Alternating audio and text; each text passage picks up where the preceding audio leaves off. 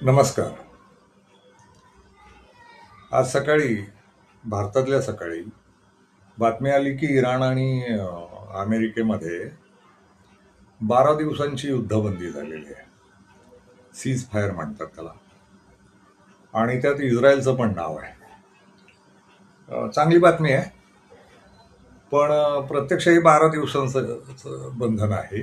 आणि इराणनं बऱ्यापैकी इस्रायल आणि अमेरिका या दोघांनाही एकाच वेळेस ठेचलं जागतिक पातळीवर. त्यातनं हे युद्धबंदी 12 दिवसाची ही अमेरिकेकडनं मागणी झालेली युद्धबंदी आहे. इराणकडून नाही, हे लक्षात घेतलं पाहिजे. इराण कुठल्याही पातळीवर मागं हटलेलं नाही. इराणचं नुकसान प्रचंड झालंय.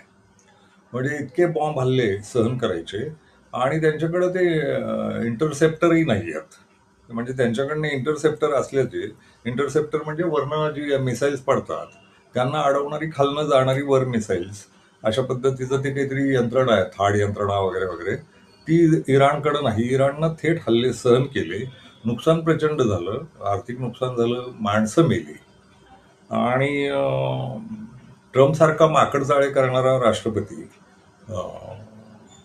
हा रोज धमक्या देत होता काहीतरी, एवढे दिवस मुदत, तेवढे दिवस मुदत, आज वाढवली, उद्या वाढवली. तर त्यांचं ते काल मी सांगितल्याप्रमाणे ते शेअर मार्केटचा खेळ चालू होता त्यांचा. हे शेअर मार्केटचे धुरंधर आहेत हे सगळेच. म्हणजे तो नेत्यानाहू पण आणि इस्रायल अख्खा आणि अमेरिका आणि तिथली जीव लॉबी ही शेअर मार्केट आणि विम्यावर जगते, असं मी तुम्हाला सांगितलंच होतं. विम्यात पैसे गुंतवायचे आणि नुकसान करून घ्यायचं आणि विम्याचे पैसे वसूल करायचे, असले घाणेरडे चाळे करणारी ती झायोनिस्ट लॉबी आहे. जग दोन प्रकारच्या राजकारण्यांमध्ये आणि उद्योगपतींमध्ये विभागलेलं दिसतं आता. ते एक म्हणजे एप्स्टीन गँग. एप्स्टीन फाईलमध्ये ज्यांची नावं आहेत असे उद्योगपती, राजकारणी, खेळाडू किंवा असले घाणेरडे चाळे करून पैसा कमावणारे लोक आणि जगावर राज्य करायची इच्छा बाळगणारे लोक.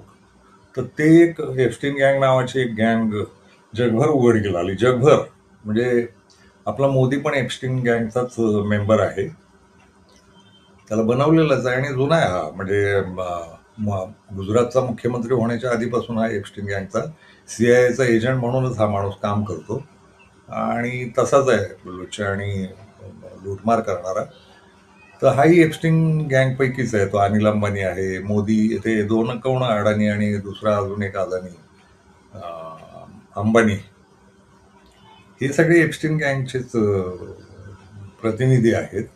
ट्रम्पशी अदानीची मैत्री आहे, त्या मुकेश अदानीची, याचाच अर्थ तो एप्स्टीन गँगमधलाच आहे. फक्त ते करायला गेला की नाही, मांस खायला गेला की नाही तेवढंच फक्त. पण अनिल अंबानीचं नाव तर आलंय आणि अजून यांची नावं येतीलच आणि आणखी सापडतील. म्हणजे आपल्याकडचे महाराष्ट्रातलेही बरेच पुढारी सापडतील. त्यांनी देश चालवायला घेतला होता ठेकेदारी, तर ते लोक आहेत तेही एप्स्टीन गँगमध्ये कुठल्या ना कुठल्या अर्थाने सापडतील. याचं खरं कारण यांनी शेतकऱ्यांना वगैरे इस्रायलला नेण्याचे प्रयोग गेली कित्येक वर्ष, 50 वर्ष चालवलेले आहेत. आणि मग तिथं ते दाखवायचं जणू जगात शेतकऱ्यांच्या बद्दलचं जे काही चांगलं आहे ते फक्त इस्रायलमध्येच आहे. तर हे इस्रायलचे दौरे वर्षानुवर्ष करत आलेले आहेत. कसली कृषी संघटना वगैरे, कृषी संस्था तयार करून त्यामार्फत हे इस्रायलला घेऊन जाणं आणि त्यातून ठिबक सिंचन आणणं, ज्याचा खर्चच भरमसाठ. म्हणजे त्याच्यात ते विहीर काढणं परवडावं असलं ते ठिबक सिंचन आहे. तर ठिबक सिंचनचा मक्तेदारी ठेवणं स्वतःकडे वगैरे आपल्याकडे भारतात तो प्रयोग झाला. मराठी उद्योगपतींनी आणि राजकारण्यांनी केला तो. तर ही एप्स्टीन गँग आहे. आणि दुसरी गँग उद्योगपतींची जी एप्स्टीनमध्ये नाही, अशी एक गँग तयार झाली. इराण म्हणजे नुसत्या राज्यकर्त्यांचीच नव्हे तर उद्योगपतींची, खेळाडू, चित्रकार, पत्रकार अशांची एक एप्स्टीनच्या बाहेर असलेली एक गँग आणि एप्स्टीनच्या आत असलेली एक गँग. ते एप्स्टीनच्या बाहेर असलेल्या गँगमध्ये मग इराण, रशिया, चीन, कोरिया असे देश आणि ब्रिक्समधले बरेच देश, ब्राझील, बिझील असे काही देश, ज्यांनी ब्रिक्सची सुरुवात केली होती 6-7 देशांनी, ते सगळे देश. तर ते असे एक 2 गटांमध्ये आता जगाची विभागणी आहे. मग हे युद्ध थांबलंय असं म्हटलं जातं, प्रत्यक्षात नाही. इस्रायलची खुमखुमी अजूनही संपलेली नाही. कारण तो नेत्यानाहू अनेक भानगडींमध्ये अडकलाय आणि त्याला फासावरच चढवतील इतके मोठा गुन्हेगार आहे तो. आणि सत्यता आहे म्हणूनच, आणि तिथं निवडणुका होणार आहेत पुन्हा वगैरे.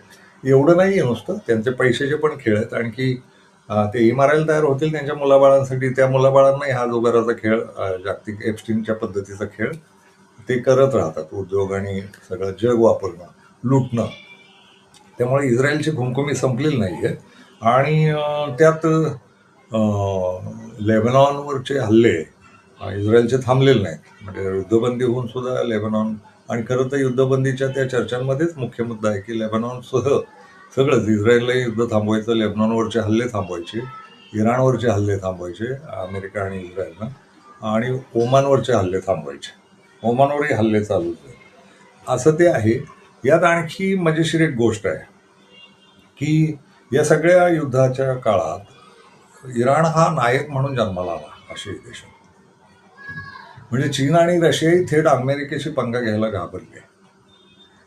आणि इस्रायलचं स्वप्न होतं की कधी ना कधी इराणला ठेचायचं आणि आपल्याला इराण ताब्यात घेऊन ग्रेटर इस्रायल उभं करायचं. ते सगळं लेबनॉन, इजिप्त वगैरे हे देश ताब्यात घ्यायचे, जॉर्डन वगैरे हे देश ताब्यात घेऊन आपण सगळं मोठं राष्ट्र तयार करायचं, असं जे युरोपियन खंडाचं, भांडवल खंडाचं जे धोरण होतं, तर त्याची ती खुमखुमी अजून संपलेली नाहीये. पण ज्या पद्धतीनं इराणनं ठोकलं दोघांना गेल्या 40 दिवसात, म्हणजे अमेरिकेचे जवळजवळ सगळे तळ नष्ट केलेत. फार निम्मे का थोडेसेच राहिलेत तळ आता, आणि थोडं सैन्य राहिलंय. पण सैन्याला उसकलं मध्य पूर्वेतनं, आणि त्यांच्या वसाहती, सैन्याच्या ज्या वसाहती आहेत त्या उसकल्या. आणि इराणनं ते दाखवून दिलं की आपण नायक आहोत. एवढी बंधनं असलेला, जगाशी संपर्क न ठेवायची बंदी असलेला, अमेरिकेकडनं, अमेरिका हा जेलर असल्यामुळे जगाचा, अमेरिकेनं इराणला बंदी घातली होती. आणि त्यामुळं अमेरिकेचा भाऊबंद म्हणजे युरोप, त्यांनी पण बंदी घातली होती. आणि यांनी पोचलेला आणि आपलं एक प्यादं तयार करून ठेवतात तसं इस्रायल मध्य पूर्वेत. आणि या प्याद्यांना, या इस्रायलला साथ देणारे इराण भोवतीची 9-10-11 राष्ट्र, ते Saudi Arabia, Kuwait, Qatar, Dubai, UAE, Bahrain, असली ती राष्ट्र आहेत. इराक, जॉर्डन, या भानगडींमध्ये न पडणारा महत्वाचा देश म्हणजे मोरोक्को. पण शेजारी तुर्कस्तान, हे सगळे इस्रायलला पाठिंबा देणारे देश होते. आणि इराण एकटं पडलेलं होतं. आणि मध्य पूर्वेत अगदी बेचक्यात या सगळ्यांच्या घेऱ्यात अमेरिका आणि इस्रायलनं फार सुंदर लॉबिंग केलं होतं की याच्याभोवती निर्मिती करून ठेवली होती आपल्या चमच्यांची. आणि हे चमची राष्ट्र इराणला चेपायला वेळ आली तर तयार राहिली पाहिजेत अशी तयारी केली होती. या प्रत्येक राष्ट्रात अमेरिकन तळ होते. शेजारी सायप्रस नावाचा देश आहे तिकडं, तर तिकडं तेथेही सगळे छावण्या, आणि युरोप होतच मदतीला. युरोपची राष्ट्र होती, युरोपच्या छावण्या आहेत जगभर. तर ते सगळं, आणि पाकिस्तान होतं मदतीला. सौदी अरेबिया आणि पाकिस्तानचा करार करून ठेवलेला. पाकिस्तान हा अमेरिकेनं टाकलेल्या तुकड्यावर जगणारा देश आहे युरोपियन राष्ट्रांनी किंवा मध्य पूर्वेतल्या राष्ट्रांनी. तर तुकडे टाका आणि जगत राहा. प्रचंड कर्ज. अर्थात त्या पातळीवर भारताला ठेवलं मोदीनं. आपली लायकी तीच आहे आता. गेल्या 14 पासून आपली लायकी त्यांना तीच केली. Pakistan is equal to Bharat करून ठेवलं जागतिक पातळीवर मोदीनं. जे भारताचं स्वतंत्र अस्तित्व होतं, आणि स्वतंत्र अस्मिता होती, स्वतंत्र अभिमान होता, आणि जगात राहून सुद्धा जगापासून 4 हात लांब राहण्याची जी भारताची रणनीती होती, राजनीती होती, तिची पूर्ती वाताहत करून भारत, पाकिस्तान जसा इतरांच्या तुकड्यांवर जगणारा देश आहे तसा भारताला यानं करून ठेवलेला आहे. हा एप्स्टीन फाईलचाच आहे. आणि भारतावरही आता यांना कर्ज वाढवलं. म्हणजे हा येईपर्यंत 55-56 काहीतरी लाख कोटी कर्ज होतं. आता यांना 200-250 कोटीला नेलेलं आहे. ते कशासाठी एवढी कर्ज घेतली, कुठं दिसतं विकास? काही नवीन काही बांधलेलं नाही आहे ना, काही नवीन केलेलं नाहीये, जुनंच सगळं चालू आहे. आणि कष्टकऱ्यांचे पैसे आहेत, कर रुपयानं खूप पैसे मिळतात. पेट्रोलचे कर आहेत किंवा कशाचे दाबून कर मिळतात. ते GST नावाचं काहीतरी भंपक करून ठेवलंय, त्यातनं कर मिळतात. तर या कराच्या जीवावर हा जगतो बिचारा. आणि तो पैसा कुठं गुंतलेला आहे दिसत नाही. शेतकरी आत्महत्या करतात आहेत, विकासांची कामं थांबली आहेत. देवधर्मावर मात्र जोरात खर्च चालू आहे. केंद्र सरकार आणि राज्य सरकार देवधर्मांवर आणि विशेषतः हिंदू धर्मावर जोरदार खर्च करतात. आणि तो पैसा पुन्हा जनतेचाच आहे. सरकारचं हे काम नाही, संविधानानुसार बंदी आहे. पंतप्रधानानं खाजगीरित्या काय देवळात जायचं ते जायचं, पण सार्वजनिकरित्याच हा कार्यक्रम घेतो, देवळं काय बांधतो वगैरे वगैरे ते चालू आहेत चाळे. आणि देवळं बांधून काही नाही, पुन्हा धंदाच असतो धर्माचा, तो होतच राहतो. पण बाकीचे मग यानं काय विद्यापीठं काढली, काय कारखाने काढले नवीन, कुठले कारखाने जन्माला घातले, काही नाही तसं झालेलं. गेल्या 12 वर्षात अजिबात काही झालेलं नाही आणि देश चालू आहे. तर यानं पाकिस्तानच्या बरोबरीला भारताला जागतिक पातळीवर नेऊन ठेवलं आणि जगात भारताची किंमत कमी करून टाकली, कचरा करून टाकली. आणि पुन्हा इथं विश्वगुरू नावाचं काहीतरी, तर ते विश्वगुरू कधीच नव्हता हा. आणि होणं शक्य पण नाही. एप्स्टीन फाईलमधलं कुणीही विश्वगुरू होणार नाही हे इराणनं दाखवून दिलं. इराणनं ज्या पद्धतीनं अमेरिकेचा कचरा केला महासत्ता म्हणून, ते अप्रतिम आहे. आणि इस्रायलचा जो धुवा उडवला, हा अनधिकृत असं बाळ आहे, अनावरच बाळ आहे जागतिक पातळीचं. त्याला काही करायचे, काही करायची सवलत आहे. त्याच्याकडे कायदे नियम काही नाही. तो जगात लाड करून घेणारा आणि अनावरच असूनही सगळं लाड करून घेणारं राष्ट्र आहे ते इस्रायल. तर त्याची ज्या पद्धतीनं ठासली आता, ते फार अप्रतिम आहे. त्यातनं इराण हा नायक म्हणून जन्माला आला. त्याच्या भोवती जी राष्ट्र चेपली गेली, ती जी कुत्री आहे त्यांची, इस्रायलची आणि अमेरिकेची, सौदी अरेबिया वगैरे, हे ठेचले गेले. सगळ्यात महत्त्वाचं युरोप खंड हा जोरदार ठेचला गेला.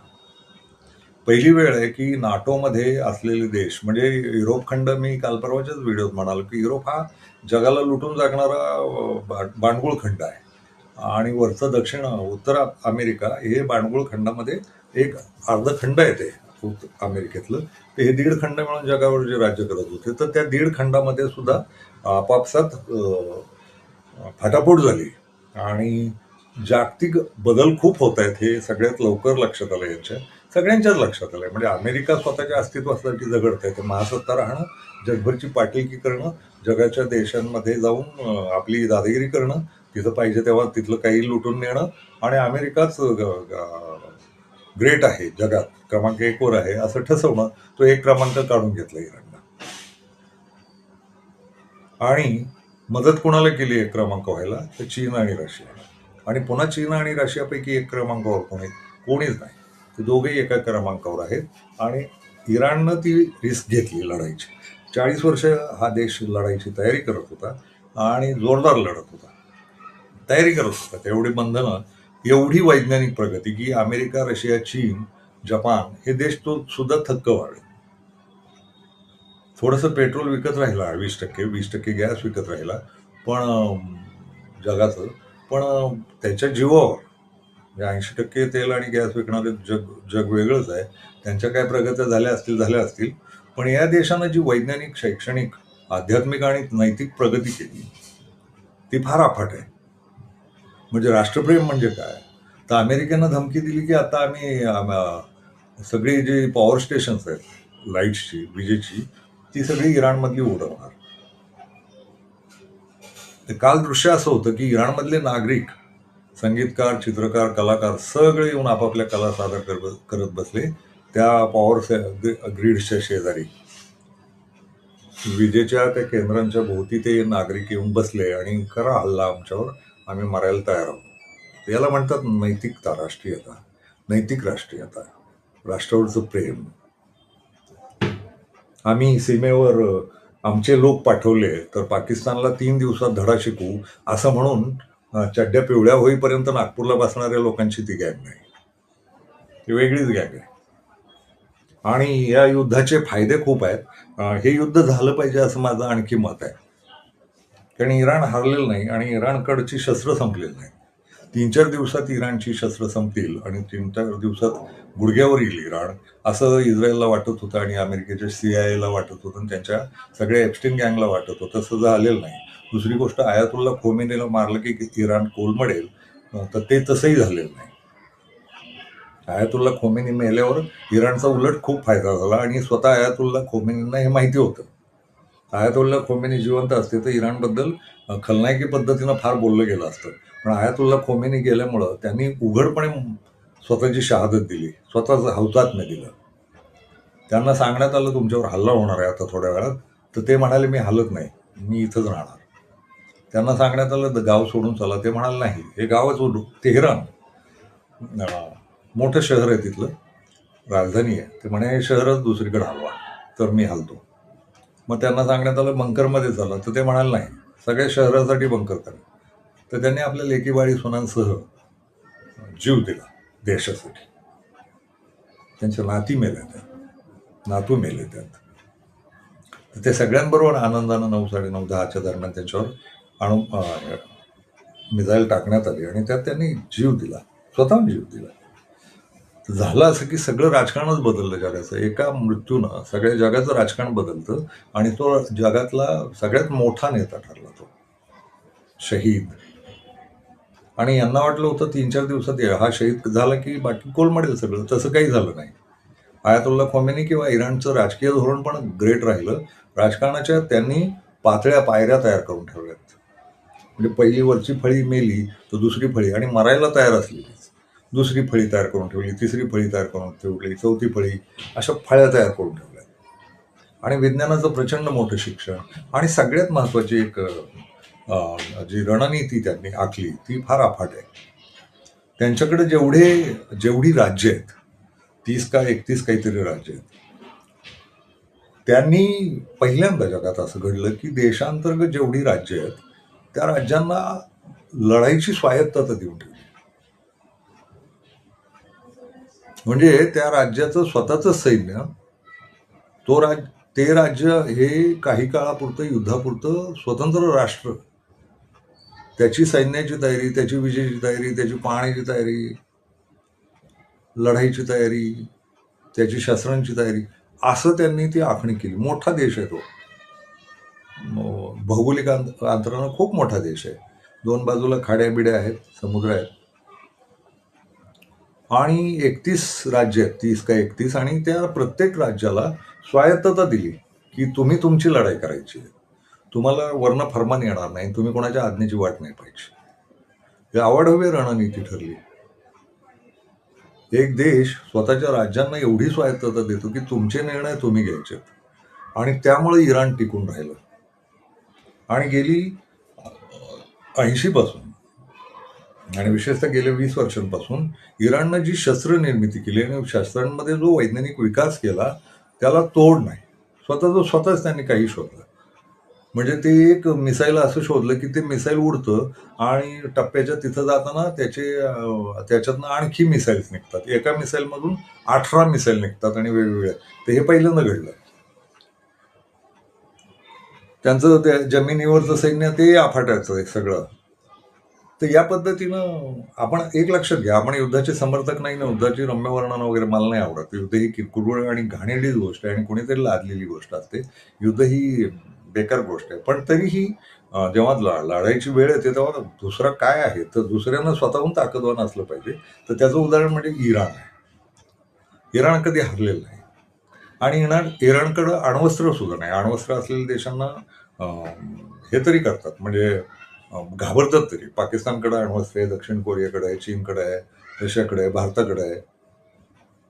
इराणनं अण्वस्त्र बनवलं पण नाही, आणि त्यांना कबूल केलं होतं. आणि दुसरी गोष्ट, अण्वस्त्र संशोधन करणारी आणि अण्वस्त्रांचं नियंत्रण करणारी जागतिक समिती आहे ती बोगसच आहे. म्हणजे ती अमेरिकेची पित्ती आहे, आणि इस्रायली ज्यू एप्स्टीन फाईलवाल्यांचीच आहे. ती जगभर फिरत राहते आणि कोणी अण्वस्त्र बनवतंय का वगैरे वगैरे तपासण्या करत राहते. ती इस्रायलला कधीच जात नाही, आणि गेली तरी ती अहवाल देत नाही, आणि इस्रायल तरी अण्वस्त्र बनवतात. ती मात्र इराणला जाऊन तपासण्या करत होती, इराककडे जाऊन तपासण्या करत होती. म्हणजे या झायनेश लॉबीनं, एप्स्टीन फाईलवाल्यांनी आरोप करायचे की हे हायड्रोजन बॉम्ब बनवतायत, रासायनिक शस्त्र बनवतायत, अणुबॉम्ब बनवतात, आणि जाऊन मग यांनी हल्ले करायचे. ते अणुबॉम्ब आहेत का नाही हे तपासण्याच्या आधी, आणि त्यांचा कार्यक्रम चालू आहे असं हे अण्वस्त्र परिषदेनं सांगायचं लुच्च्या लोकांनी, आणि मग यांनी जाऊन हल्ले करायचे, देश बेचिराग करायचे. इराणनं या पद्धतीचं सहकार्य केलं. गंमत अशी आहे की 1 मार्चच्या दरम्यान काहीतरी युद्ध सुरू झालं, पण 28 मार्चला जिनिवाला ती परिषद, अण्वस्त्र तपासणी परिषद, नियंत्रण परिषद, आणि इराणचे अधिकारी एकमेकांशी बोलून 28 फेब्रुवारीला किंवा 27-26 फेब्रुवारीला आधी पदाधिकाऱ्यांना, अण्वस्त्र परिषदेच्या पदाधिकाऱ्यांना सांगत होते की आमचं सगळं युरेनियम आम्ही देऊन टाकतो तुमच्याकडं, आम्हाला अण्वस्त्र बनवायचं नाही, नाहीच आहे आमच्याकडे, आणि आम्ही सगळा अण्वस्त्र कार्यक्रम थांबवतो देशातला. आणि त्या करारावर सही करायला निघालं होतं इराण. तर तो करार होणार होता 1 मार्चला काहीतरी, आणि त्याच्या आधी 2 दिवस आधी अमेरिकेनं आणि इस्रायलने मिळून हल्ला केला. म्हणजे त्यांना माहिती होतं की यांच्याकडे अण्वस्त्र नाहीत आणि तरी हल्ले करायचे. युद्धाची खुमखुमी, त्यात पैसा गुंतवलेला, तो पैसा वसूल झाला पाहिजे ना. शस्त्रांच्या कारखान्यांमध्ये पैसे गुंतवलेले असतात, पुन्हा विमे उतरवलेले असतात प्रत्येक गोष्टीचे, यांच्या मालमत्तांचे किंवा कशाचे, आणि शेअर मार्केटमध्ये शेअर असतात यांचे त्या कंपन्यांमध्ये.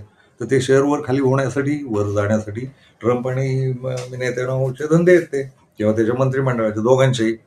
तर हे घाणेरडे धंदे असल्यामुळं किती मरतात वगैरे काही नाही. त्यांनी इराणवर हल्ला केला, आणि इराण म्हणालं होतं की आमच्याकडे नाहीये काही, आणि तरी इराणवर हल्ला केला, आणि इराणनं हल्ला सोचला, पण 2 तासात पुन्हा उत्तर द्यायला सुरुवात केली. आणि ती जी तडाखेबंद उत्तर देणं होतं त्यांचं, अफाट होतं. इस्रायलला आई आठवायला लावली, आणि ट्रम्पला सुद्धा. अमेरिकेला आई आठवण्याची ही गेल्या दुसऱ्या महायुद्धानंतरची पहिली वेळ आहे. अर्थात त्यांना हरवलेलंच आहे. इस्रायललाही खूप लोकांनी हरवले, ठोकून काढतात, पण यांचे धंदेचे युद्धाचे असल्यामुळं. तर आता गंभीर परिणाम असे आहेत या युद्धाचे. हे व्हायला पाहिजे असं मला वाटतं. थांबलं तरी इराण दादा झालाय, आणि सगळ्यात महत्वाचं, इराणनं स्वतःच्या अटी टाकल्यात.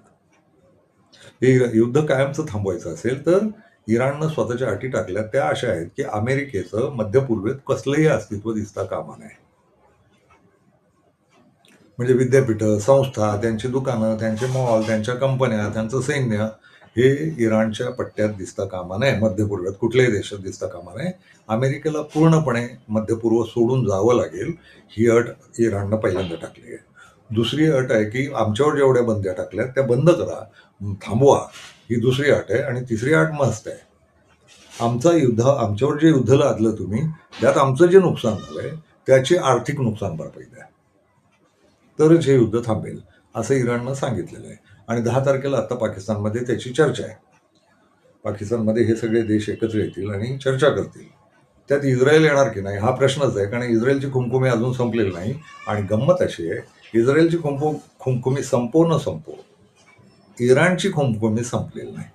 कारण हा नैतिक देश आहे. हा कोणाकडेही काड्या करायला गेलेला नाही, पण कोणी काड्या करायला आलं तर सहन न केलेला हा देश आहे. आणि याचे काही फायदे पण झाले. म्हणजे आयातुल्ला खोमेनी जाण्याचे फायदे काय झाले तर लक्षात घ्या. फार महत्वाची गोष्ट सांगतो. जागतिक पातळीवर मानवी समाज इराणच्या बाजूने उतरला. खूप आचाट गोष्टी घडल्या यात. आयातुल्ला खोमेनी मरेपर्यंत या देशाकडं इस्लामी राष्ट्र म्हणून किंवा खलनायकी राष्ट्र म्हणून पाहणारं जग अचानक बदललं. आणि इराण अण्वस्त्र नाही बनवत आहे, आणि इराण खलनायक नाहीये, आणि इराण ज्या पद्धतीनं चिवटपणे लढलं, आणि कुठलाही हल्ला इराणनं स्वतः नाही केला, आणि इराणला ज्या पद्धतीचा त्रास दिला गेला त्याच्या दुप्पट त्रास इराणनं त्याच पद्धतीचा इस्रायल आणि अमेरिकेच्या सगळ्या भोवतीच्या राष्ट्रांना दिला. अमेरिकेला दिला. अमेरिकेची अर्थव्यवस्था उद्ध्वस्त करून टाकली. अमेरिकेत महागाई वाढवली इराणनं. इस्रायल तर भिकेलाच लागलाय. अर्थात तोही पाकिस्तानचा भाऊबंद तुकड्यावर जगणारा युरोपियन राष्ट्राच्या. आणि सगळ्यात महत्त्वाचं म्हणजे युरोपियन राष्ट्र आणि अमेरिका यांची नाटोची जी काही मैत्री होती ती तोडून टाकली इराणनं तेवढं दाखवून दिलं, ही राष्ट्र शस्त्र सज्ज आहेत, विमावालेच आहेत, आणि शेअर मार्केटवालेच आहेत. फ्रान्स, इंग्लंड, ही जी त्यांची ती गँग आहे, ती गँगच तुटली सगळी. युक्रेनला या इराणी युद्धातनं धडा मिळाला. युक्रेन आता झेलेन्स्की सगळीकडे पाया पडत फिरतोय, वाचवा म्हणून. तर जग बदलून टाकलंय युद्धानं. आणि सगळ्यात महत्वाचं म्हणजे ते यांचे ज्या दादागिरी आहेत, लूटमारी आहेत, यांना चाप बसेल आता. इराण ज्या ताकदीनं उभं राहिलंय, आणि इराणकडे जे नेतृत्व आलंय, लक्षात घ्या, एवढी मोठी राष्ट्र चीन आणि रशिया आणि खूप प्रगत राष्ट्र महासत्ताच आहेत, पण ती आघाडीवर आली नाही. कारण ती आघाडीवर आली असती, उघडपणे युद्धात उतरली असती, तर महायुद्ध सुरू झालं असतं जागतिक. अर्थात ते संपलेलेच होते. हे खोकले देश आहेत अमेरिका आणि हे असले जुगाराचे धंदे करून, औषधं, ड्रग्ज विकून, व्यसनी पदार्थ विकून, शस्त्र विकून, असल्या पानसट धंद्यांवर जगलेला हा अमेरिका आहे. आणि इस्रायल हा त्याचा एजंट आहे हे धंदे चालण्याचा. एप्स्टीनवाले सगळे रंड्याबाज्या करणे आणि बाया अनुभवणे आणि बायांचा बाजार, बाया विकत घेणे, भारतातनं बाया गायब होतात, पोरी गायब होतात, तर ते शोधलं पाहिजे. जगभरातनं त्या पोरी गायब होतात, हे शोधलं पाहिजे. त्या पोरी कुठं जातात, त्यांच्या वासनांच्या बळी ठरतात आणि मांस म्हणून खाल्ल्या जातात का? मुलं पण कोळी मुलं पण गायब होतात. यांचे असले विकृत धंदे आहेत आणि मानवजातीला एक काळीमा आहे या अमेरिका आणि इस्रायल. तर याच्यावर एक खूप मोठा आघात या सगळ्या याच्यामुळे झाला. नाटो तुटलं. नाटोच्या देशांच्या लक्षात आलं की आपलं अस्तित्व टिकवायचं असेल तर आपण यांच्याबरोबर थांबलं नाही पाहिजे. अमेरिकेबरोबर डॉलरला तडाखा बसलेला आहे, युरोला तडाखा बसला आहे. युरोपमध्ये महागाई वाढली, जगभर महागाई वाढली इकडे एवढ्याशा युद्धानं. आणि प्रत्यक्ष अमेरिकेत ट्रम्पला घालवा असं आंदोलनच सुरू झालं. मूळ मुद्दा माझा असा होता की जगभरची जनता एकवटली आणि ती इराणच्या पाठीशी उभी राहिली. फार महत्वाची गोष्ट सांगतो, लोकांनी धर्मभेद बाजूला ठेवून इराणला पाठिंबा दिला. सगळ्यांनी, सगळ्या धर्मांनी. भारतातले जैन सोडल्यास बाकीच्या सगळ्या धर्मांनी, हिंदूंनी, शिखांनी, भारतातल्या मुसलमानांनी, जगभरच्या ख्रिश्चनांनी, ज्यूंनी, स्वतः इस्रायलमधले ज्यूंनी, जगभरच्या ज्यूंनी अमेरिकेची एप्स्टीन गँग सोडली, झायोनिस्ट गँग सोडली, तर अमेरिकेतल्या ज्यूंनी सुद्धा इराणच्या बाजूने कौल दिला, रस्त्यावर उतरले, आंदोलनं केली. आणि गंमत अशी आहे की इराणच्या दूतावासांनी काही आवाहन न करता किंवा आवाहन केले असेल की आम्हाला मदत करा, तर जगभरच्या दूतावासांमध्ये लोक आपल्या धनसंपत्ती घेऊन इराणला मदत देत होते. आर्थिक. खरं तर तो अवलंबून होता का? तर नाही. त्यांच्याकडे विकायला तेल होतं, पण प्रतिकात्मकरित्या दूतावासांमध्ये जाऊन भारतातल्या पण सगळ्या धर्माच्या लोकांनी आणि जगभरच्या सगळ्या दूतावासांमध्ये इराणच्या लोकांना सगळ्या धर्मांच्या कुंपणांना ओलांडून लोकांनी मदत केली. म्हणजे यात धर्मयुद्ध आहेच आहे बरं का. ख्रिश्चन अधिक इस्रायल, ज्यू यांची झायोनिस्ट लॉबी, घाणेरडी व्यावसायिक आणि विरुद्ध इस्लाम, असं ते लढाई होती. पण जगभरची युरोपियन राष्ट्रातली जनता उभी राहिली. मध्यपूर्वेतलेला त्यांच्या राजांची हवा टाईट झाली, बुडाला काटे आले, त्यांच्या आपली सत्ता झाली म्हणून. कारण राजे सुन्नी बिनी आहेत, जनता शिया आहेत, ते पण असू दे, सुन्नी पण उतरले आहेत. सगळ्यात महत्वाचं, जागतिक पातळीवर जो शिया सुन्नी वाद आहे ना, तो या युद्धानं संपवला. तो पुन्हा उभा राहील की नाही मला माहित नाही. जागतिक राजकारण, धर्माचं राजकारण ग्रेटच आहे, ते परत परत काड्या करत राहतं. पण शिया सुन्नी नावाची एक विवादी प्रक्रिया सगळ्या जगभर चालू असते आणि त्याला हे ख्रिश्चन आणि ज्यू खतपाणी घालत असतात. आपल्याकडचे हिंदू खतपाणी घालत, आणि सगळे हिंदू नव्हेत. हिंदुत्वाचा ठेका घेतलेले जे बावळट लोक बसलेत ना, सीआयएचे एजंट किंवा झायोनिस्ट लोक इथले, किंवा एप्स्टीन गँग मधले लोक. नागपूरवाल्यांचंही नाव आहे म्हणा एप्स्टीन फाईलमध्ये. कुठल्या ना कुठल्या अर्थाने येईलच, आर्थिक किंवा लैंगिक. पण हे सगळ्या गँग सोडल्या तर बाकीचा सगळा समाज जागतिक रस्त्यावर आला, त्यांना पैशानं मदत केली इराणला, आणि सगळे रस्त्यांवर आंदोलनं वगैरे करत राहिले. हे फार मोठं दृश्य होतं जागतिक पातळीवर.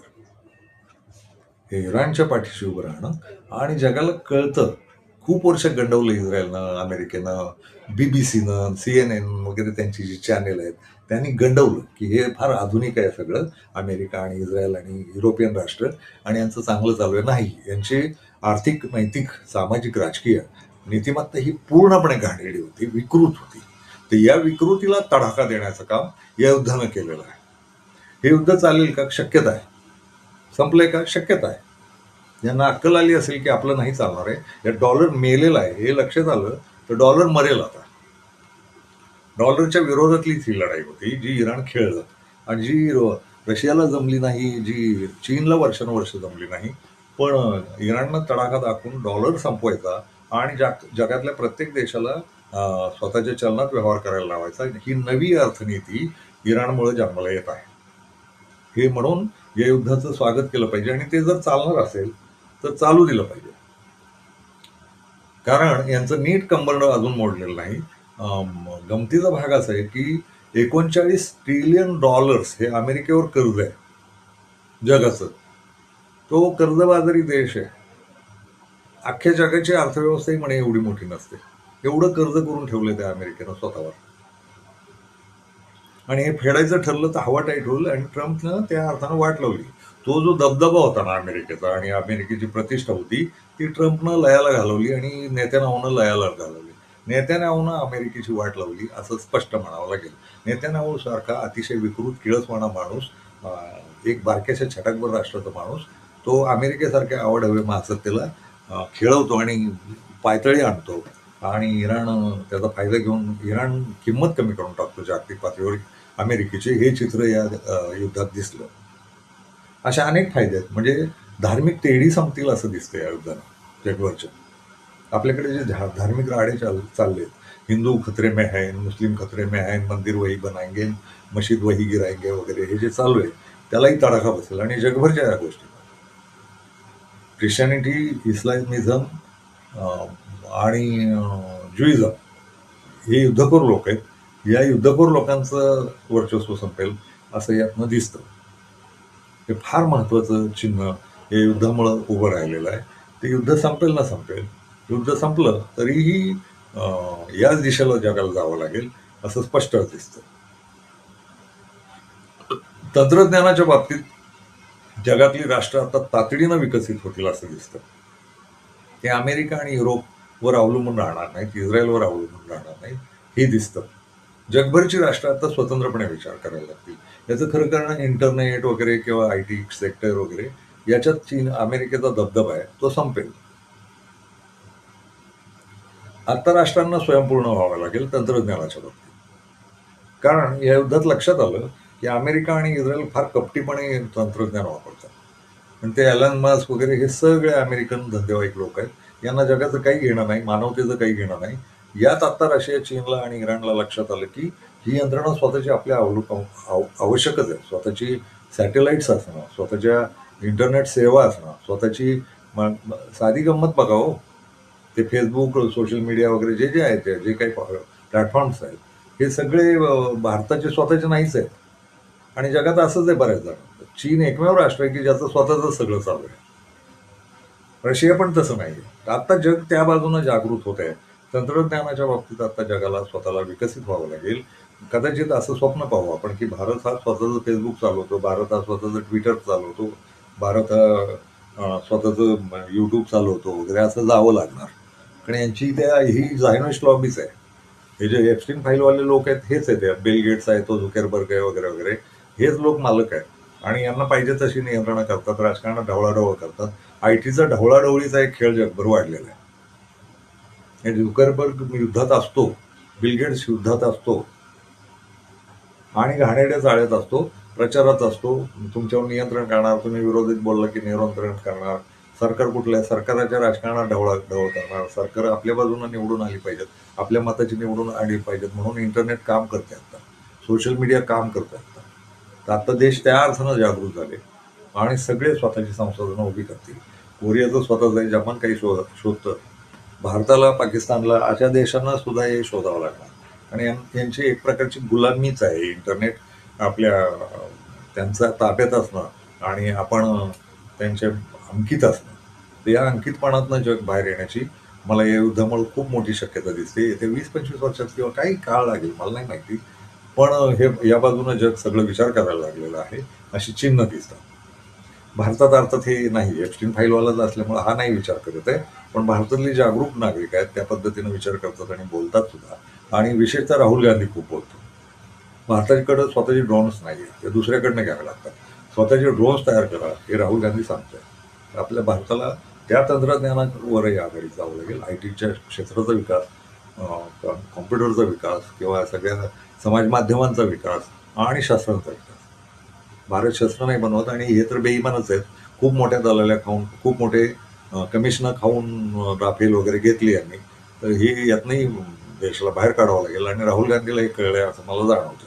त्यामुळं राहुल गांधी बद्दल का बोलायचं तर त्याला हे आधुनिक तंत्रज्ञान कळलं आहे आणि तो त्या पद्धतीने देशाचा विचार करतो असं जाणवलंय. म्हणूनही मला वाटतं की हे युद्ध तंत्रज्ञानाच्या बाबतीत जागतिक स्वायत्तता, प्रत्येक देशाची स्वायत्तता तयार करण्याच्या दृष्टीनं फार महत्त्वाचं आहे. सगळ्यात महत्त्वाचं म्हणजे चीन, रशिया, इराण यांची युती ही जगभर आता आर्थिक गुंतवणूक करेल. ती शस्त्रास्त्र निर्मिती करेल का? होय, करेल. कदाचित हे अमेरिका आणि यांना युरोपियन राष्ट्रांना ठेचायचं असेल या भांडवलांना, तर आपण स्वयंभू उभं राहिलं पाहिजे आणि आपल्याकडे आधुनिक शस्त्र असली पाहिजेत. पण सगळ्यात महत्त्वाचं म्हणजे शेतीचा विकास, खनिजांचा विकास, पृथ्वीचा विकास, मानव्याचा विकास, माणसांचा विकास या दृष्टीनं ही युती जगभर काम करेल. आणि ते काम इथंच युरोप, आशिया आणि आफ्रिका खंडात होणं गरजेचं आहे. मग इथली खनिजं वापरून तर आर्थिक महासत्ता चीन व्हायला निघालेला आहे. पण आर्थिक महासत्ता होताना हा युद्धलाजच फिरतोय असं दिसलेलं नाही. चीननं गेल्या 40 वर्षात एवढ्या गुंतवणुकीच्या मुळ्या जमिनीतनं पसरल्या स्वतःच्या, की स्वतः अमेरिकेत चीनची गुंतवणूक आहे. अमेरिका चीनच्या जीवावर चालू आहे, आर्थिक जीवावर, त्यांच्या कंपन्यांच्या जीवावर, आर्थिक गुंतवणुकीच्या जीवावर. आफ्रिका खंडाला सगळ्या प्रत्येक देशाला चीननं गुंतवणुकी दिलेल्या आहेत. भारतात गुंतवणुकी आहेत, पाकिस्तानमध्ये गुंतवणूक आहे. त्याला भारत पाकिस्तान युद्धाचं काही घेणं नाही किंवा वैराचं काही घेणं नाही. तो दोन्हींनाही नीटच खेळवतो. आणि सोबतीला रशिया आहे. आणि ब्रिक्स नावाची चळवळ जी आहे ती यांनी ताब्यात घेतलेली आहे. चीन, ब्राझील आहे, त्यात इराण आहे, रशिया आहे. आपल्याला मागं पडलोय आपण. हा एप्स्टीनचा एजंट असल्यामुळं यानं आपल्या देशाला ब्रिक्समधनं बाहेर काढण्याचं पवित्र काम अमेरिका आणि इस्रायलसाठी केलेलं आहे. कारण ब्रिक्स हेच मुळात चॅलेंज होतं अख्ख्या जागतिक अर्थव्यवस्थेला, की स्वतःच्या जगात देशातल्या चलनातच जगाचे व्यवहार होतील, आदान-प्रदानाचे, आयात निर्यातीचे व्यवहार होतील, असं ते ठरलेलं होतं.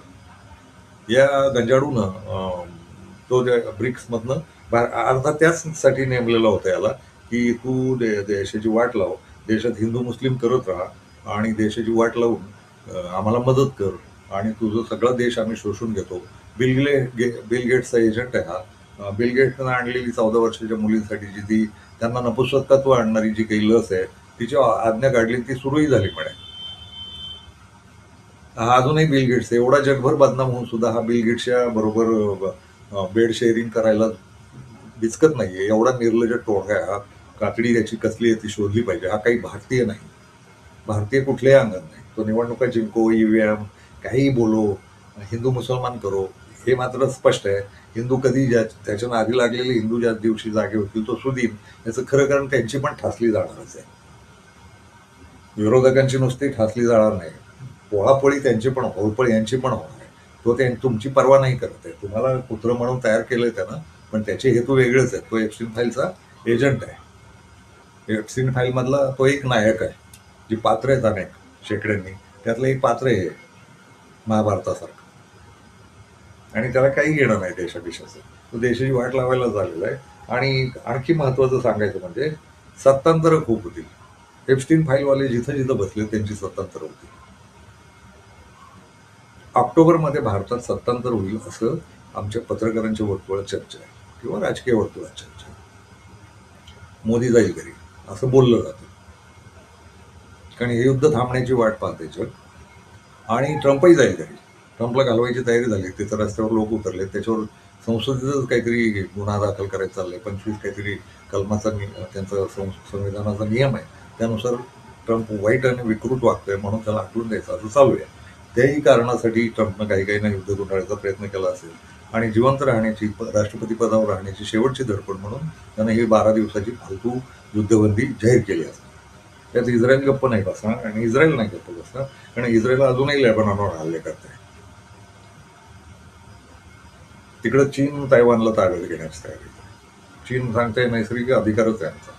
म्हणजे आपल्या काश्मीरपर्यंत चीन घुसलं ना, अरुणाचल आमचं आहे वगैरे म्हणतं, तसं तैवान नावाचा एक देश आहे जो ते आपले चिप्स बनवतात मोबाईलमधल्या आणि IT क्षेत्रातल्या. ते चिप्सचं सगळ्यात मोठं व्यापार केंद्र, उत्पन्न केंद्र, उत्पादन केंद्र तैवान आहे. तर ते ताब्यात घ्यायला चीन म्हटलं. त्यालाही भिवून, कारण ते एकदा चीनच्या ताब्यात गेलं तर चीन म्हणेल त्या भावात ते घ्यावं लागेल चिप्स. आणि जग त्या चिप्सवर चालतं आताच IT सगळं. तर AIचं जग वगैरे सगळं ते चिपवर चालतं आणि तो सगळ्यात मुख्य उत्पादक आहे. तर तैवानवर चीन ताबा बसवायला बसला. यालाही घाबरलं अमेरिका आणि इस्रायल. म्हणूनही युद्धबंदीचं नाटक असेल. आणि दुसऱ्या बाजूला लेबनॉनवर हल्ले करायचं इस्रायल थांबत नाही आणि इस्रायल नाही थांबत. तर हिजबुल्ला नावाची इराणची संघटना तिथं लेबनॉनमध्ये आहे. ती हिजबुल्लाही गप्प बसणार नाही. याचा अर्थ इराण 12 दिवस आतनं शस्त्र पुरवत राहणार, माणसं पुरवत राहणार, तंत्रज्ञान पुरवत राहणार आणि इस्रायलशी युद्ध चालूच राहणार. म्हणजे युद्धबंदी वरवर दिसायला पण कुठेतरी चालूच राहणार. इस्रायल पुन्हा ओमानवरही हल्ले करते. तिथं हुती नावाची इराणची संघटना आहे, इराणनं तयार केली. ती हुती आणि इस्रायल युद्ध चालूच राहणार. म्हणजे इराण युद्धातच राहणार याचा अर्थच आहे. कुठल्या ना कुठलं इस्रायल जर ढोंग करत असणार इकडं शस्त्रबंदीची आणि तिथं लढतच राहणार असेल तर इराणही ढोंगच करणार आणि लढणारच. तर ती लढाई चालू राहणार असंच दिसतंय. इस्रायल जोवर गप्प होत नाही तोवर खरी युद्धबंदी होत नाही आणि इराणही मग तोवर थांबत नाही. इराणही ठोकतच राहणार हिजबुल्लाच्या रूपानं, हुती नावाची संघटना आहे त्या रूपानं. असं काही मजेशीर या युद्धात घडत आहे. महत्वाचा संदर्भ द्यायचा राहिला. इराण हा गांधीजींना नेता मानणारा, प्रिय मानणारा देश आहे. हे मजेशीर संदर्भ मिळाला. इराणमध्ये खूप रस्ते, खूप संस्था, विद्यापीठं ही महात्मा गांधींच्या नावानं. आता अमेरिकेनं जे विद्यापीठ तोडलं बॉम्ब पाडून, त्या विद्यापीठाचं नाव महात्मा गांधी विद्यापीठ होतं. म्हणजे इस्लामी राष्ट्र म्हटलं गेलं ते प्रत्यक्षात तसं इस्लामी नव्हतं. ते प्रगतिशील इस्लामी होतं. म्हणजे तिथं धर्माचे चाळे त्यांनी खूप केलेत वगैरे असं दिसत नाही. म्हणजे सौदी अरेबिया आणि कतर बितर ज्या पद्धतीची धार्मिक ढोंग करतात ना, त्या ढोंगांमध्ये इराण कधीच अडकलेलं नाही. तुमच्या लक्षात घ्या. त्या अर्थानं ते इस्लामिक रिपब्लिक असं त्याचं नाव असलं तरी त्या शहाला उलथवण्यासाठी ते नाव वापरलेलं होतं. पण त्यांनी धार्मिक असं काहीतरी अनाचार केलेत, कट्टरता केल्यात वगैरे इराणच्या नावावर ते बिल नाही. हा, युरोपियन राष्ट्रांनी ती बदनामी आपल्याकडे केली ना आपण ती बदनामी उचलली. पण प्रत्यक्ष आत्ता दिसतंय असं की त्या अर्थानं ते इस्लामी राष्ट्र नव्हतं. ते विज्ञानाची, शिक्षणाची, शेतीची, व्यापाराची एवढी प्रगती करत गेल्या 80 पासून आणि 45 वर्षात ते राष्ट्र ज्या ताकदीनं उभं राहिलंय सगळ्या पातळ्यावर. म्हणजे जगाला पैसे न पुरवताही ते स्वतःचं संशोधन करत राहिलं, मैत्री जोडत राहिलं. त्यातली आपल्या भारताची आणि त्याची मैत्रीचं मोठी नीती महात्मा गांधींचं काम आहे. महात्मा गांधी हा जगालाच आदर्श माणूस होता.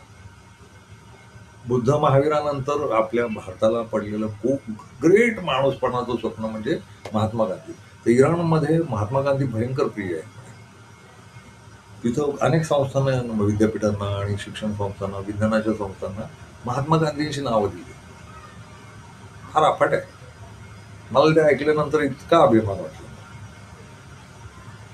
आपण भारतात जन्माला आलो आणि महात्मा गांधीच्या भारतात जन्माला आलो ही एकमेव अभिमानाची गोष्ट आहे असं मला वाटतं. फार मोठं. हे मला भरून आलं. आताही येतं बट तर ही तर गोष्ट खूपच मोठी आहे.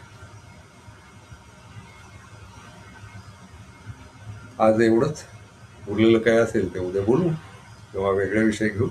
बोलत राहू, कमेंट करत राहू, संवाद करत राहू. धन्यवाद.